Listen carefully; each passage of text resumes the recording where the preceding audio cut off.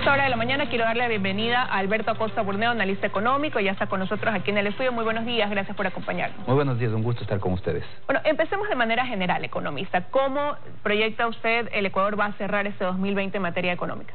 Bueno, es un año muy complejo, una contracción récord que no hemos vivido en la historia reciente. El Banco Central espera que la economía se contraiga un 9% este año. Y fue una crisis provocada inicialmente por una restricción en la producción. Se contrae la producción por las cuarentenas y eso lleva a una pérdida de empleos, una disminución en la capacidad de consumo y en consecuencia cae el consumo fuertemente. Este momento, afortunadamente, ya las cosas están mejorando conforme se va abriendo la economía, también comienza a recuperarse, estamos en una etapa de recuperación. Sin embargo, esa recuperación tiene una característica, es una recuperación muy lenta. Para el próximo año la perspectiva es de un crecimiento de apenas 3%, es decir, caemos este año 9% y recuperamos apenas un 3%. Tenemos todavía un largo camino por recorrer, es probable que nos tome de 2 a 3 años volver a lo que fuimos en 2019. Entonces los desafíos son muy grandes para una economía en donde había una destrucción muy fuerte de empleos, 620,000 empleos menos que el año anterior, y un incremento de la pobreza también significativo. Pero, ¿y esos dos indicadores? ¿Cómo pudieran mejorar en el 2021 o mantenerse quizás? No quiero preguntar empeorar, pero ¿cómo pudieran fluctuar para el próximo año? La tendencia del próximo año va a ser mejoría. Estamos, conforme se van abriendo las actividades productivas, claro, todo depende de qué pase con el virus. Si tenemos que encerrarnos nuevamente, las cosas se van a agravar. Pero mientras podamos tener actividad relativamente normal, con todas las medidas de bioseguridad, gradualmente las cosas van a ir mejorando. Lo que tenemos que estar muy claros es que el proceso de recuperación es lento porque hay algunos desafíos pendientes. El primero es que todas esas actividades productivas durante el tiempo que estuvieron cerrados en cuarentena perdieron capital de trabajo y tienen que recuperar ese capital de trabajo. Segundo, hay el desafío de conseguir financiamiento. Y tercero, está el adaptarse a las nuevas necesidades de los clientes. Eso no es inmediato. Los clientes actualmente demandan otras cosas. Si antes, por ejemplo, había una demanda, para decir un ejemplo, demanda de zapatos para poder salir, ahora que ya no hay matrimonios o no hay fiestas, no hay primeras comuniones, ya la gente no demanda zapatos elegantes, sino tal vez zapatos para estar en casa. Ese tipo de cosas sucede en todos los negocios y eso significa un proceso de adaptación de los productores, de los comerciantes a las nuevas necesidades. De reinventarse, ¿no? Pero usted hablaba de financiamiento. Este año también, más allá de lo que ha pasado, este golpe que hemos tenido en la economía, el Ecuador ha generado confianza a tal punto que los multilaterales pues han hecho sus desembolsos, 4.708 millones, por un lado se esperan 2.400 más, entonces ¿eso qué respiro también le ha dado al país? Le ha dado un respiro, permite cerrar un año tan complejo, permite conseguir financiamiento para un año en el que la necesidad de financiamiento ha alcanzado récords inimaginables. Se estima que son alrededor de 16.000 millones de necesidad de financiamiento para este año, lo cual no es fácil de conseguir. Y los multilaterales permiten pasar un año tan complejo como este. Es importante que los políticos en la Asamblea y también fuera de ella entiendan la responsabilidad que tienen en este proceso. El Estado es un adicto, hay que tratarlo como tal, un adicto al endeudamiento. Es un Estado que gasta lo que no tiene y que tenemos que ir quitando esa adicción, curando esa adicción. No lo podemos hacer de la noche a la mañana. Quisiéramos hacerlo, pero no hay cómo. Y por eso es que es tan importante que respalden el acuerdo que existe de financiamiento.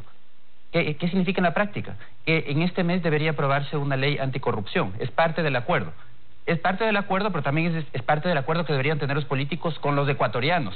Llevamos ya más de 4 años, casi 4 años del cambio de gobierno, y no tenemos una ley anticorrupción. Bueno, en eso se está trabajando, pero por otro lado ahora los multilaterales han dicho se debe destinar un porcentaje mayor al 37% para cubrir este bono de desarrollo a las personas en estado de vulnerabilidad. ¿Puede realmente, por ejemplo, cumplir con estas metas como esa de aquí de ampliar, extender ese bono de desarrollo? Bueno, parte del financiamiento es también para financiar ese tipo de programas. Son programas de emergencia que son necesarios porque en el corto plazo hemos vivido una destrucción de empleos muy grande, un incremento de la pobreza muy fuerte. Se habla de que el año cerraremos con alrededor de 1.800.000 pobres. Eso no se soluciona, hay soluciones de largo plazo como es corregir los problemas de competitividad, corregir la crisis fiscal, generar empleos. Eso hay que hacer, hay que trabajar en los objetivos del mediano y largo plazo. Pero mientras tanto, esos resultados no se ven inmediatos. No es que el día de mañana ya van los empleos a florecer. Eso va a tomar tiempo y por eso es que hay que tomar esas medidas paliativas temporales. Y para eso es el financiamiento. Pero decía, entre los temas compromisos que tiene que estar clara la clase política, no solamente es la ley anticorrupción de este mes. En enero hay otro compromiso importante. una reforma a la ley monetaria y financiera, que fue rechazada, ya fue parte del primer acuerdo con el Fondo Monetario y fue rechazada por la Asamblea.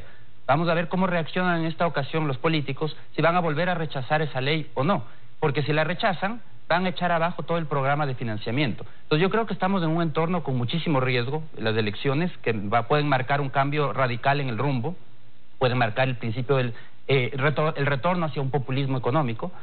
Tenemos las leyes que deben ser aprobadas, que pueden marcar el fin de los programas de financiamiento y el apoyo de los multilaterales. Y sin ese financiamiento va a ser mucho más difícil para el Ecuador tomar medidas correctivas graduales. Va a tener que tomar medidas muy drásticas o irse directamente hacia el populismo de financiar todo con dinero electrónico. Un populismo que podría poner en riesgo el proceso o el sistema de dolarización. Definitivamente, y el riesgo en los bolsillos de los ecuatorianos. Recordemos lo que era el sucre, tal vez para los más jóvenes que nunca lo vivieron, hay que recordarles lo que era una moneda que se imprimía en grandes cantidades. ¿Y por qué imprimían tantos sucres? Porque los políticos tienen una tendencia a ser gastadores. Lamentablemente se miden por cuánto gastan. El que más gasta es el más querido. El austero es el odiado. Y entonces lo que sucede es que para financiar ese gasto imprimían dinero aceleradamente, y eso al final del día es una manera de financiar el déficit fiscal vía impuesto a inflación. Aumentaban los precios, el poder de compra de los salarios caía aceleradamente, cada mes alcanzaba para menos los ingresos, y eso es a lo que no podemos volver. Ese es el gran riesgo que tenemos en este momento, porque además eso implicaría el fin de la dolarización. Ahora, lo cierto es que usted dice, bueno, este año ya como que está pasado, hemos tenido este financiamiento, pero un financiamiento que no alcanza. Hay reclamos por parte de los municipios con deuda, una deuda, no se cubre lo que se les tiene que dar, prefecturas también, ciertos sectores de la salud todavía, el IFA también demandando el que se cubra lo correspondiente. ¿Qué hacer con todo eso que igual, pese a que ingresa dinero, no alcanza para cubrir todo? Es que hay que estar muy claros, no podemos vivir del tarjeteo. La Mastercard no funciona, ese es un concepto que no existe y es la realidad. El Ecuador tiene que entender que este financiamiento es para hacer las tareas, no para seguir gastando, es para hacer las tareas de poner en orden las cuentas fiscales. Entonces el tema de fondo es cómo corregimos la crisis fiscal, y ahí tenemos que aplicar 3 factores. El primero, priorizar gastos. Tenemos un Estado que todavía sigue gastando en todo. El que gasta en todo no le alcanza para nada. Tiene que priorizar. ¿En qué priorizar? En el ciudadano. Salud, educación, seguridad. Eso es prioritario. Todo lo demás no es prioritario. Debe o eliminarse o reducirse significativamente. Es como hace una familia. Una familia no puede gastar en todo. Si quiere gastar en lo verdaderamente importante, prioriza en lo que realmente le importa. Segundo, necesitamos calidad en el gasto. Vemos a diario los reportajes de todas estas obras sobredimensionadas que se construyeron, que seguimos pagando las deudas de esas obras. Eso es desperdicio de recursos. Y tercero, transparencia.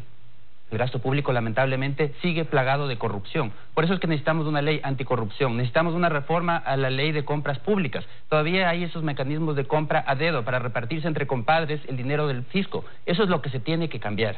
Ahora, definitivamente, por ahora hemos tenido este apoyo, pero ¿qué va a pasar en el 2021? ¿Vamos a seguir contando con el financiamiento de multilaterales que siguen confiando en el país, o vamos a tener que volver la mirada a otro tipo de socios, como por ejemplo recurrir a endeudamiento quizás con China, que durante mucho tiempo ha sido un socio estratégico en ese sentido para el país? El problema es que las opciones de financiamiento son cada vez más reducidas. El Ecuador, al financiamiento con China, por ejemplo, que ha intentado este gobierno durante todo el año conseguir un financiamiento de 2.400 millones, no se ha concretado porque ya no tenemos crudo que vender, porque el financiamiento con China se realiza atado a ventas de crudo, y el crudo ya está comprometido en una gran magnitud, ya no existe qué más vender. Entonces realmente no es un tema de decidir me financio con este o con este otro, más bien la definición es, si es que queremos salir de la senda de la corrección fiscal, de poner en orden la casa, tendremos que entrar en la senda del populismo, de simplemente financiar vía emisión de dinero, y que de esa manera los que paguen sean los ciudadanos. Y los que pagan la emisión de dinero son generalmente los más pobres, porque son los que no pueden defenderse de la inflación. Entonces la alternativa realmente va por ahí, y el desafío, yo creo que ojalá que en las próximas elecciones escojamos la senda de poner en orden responsablemente la casa, de poner en orden las cuentas fiscales. La crisis fiscal no la podemos seguir posponiendo, que es lo lamentable. Ya desde el primer día de gobierno de Moreno se reconoció que la mesa no estaba servida y los correctivos fueron escasos. Es urgente poner en orden porque ya no podemos seguir viviendo del tarjeteo. Bueno, ahí la responsabilidad como electores de informarnos cuáles son los planes del gobierno y analizarlos bien para escoger sin duda la mejor opción. Quiero agradecerle que haya estado con nosotros esta mañana, economista. Muchísimas gracias, siempre es un gusto. Gracias a usted. Con esto de aquí, bueno, ya estamos despidiendo los desayunos de 24 horas, pero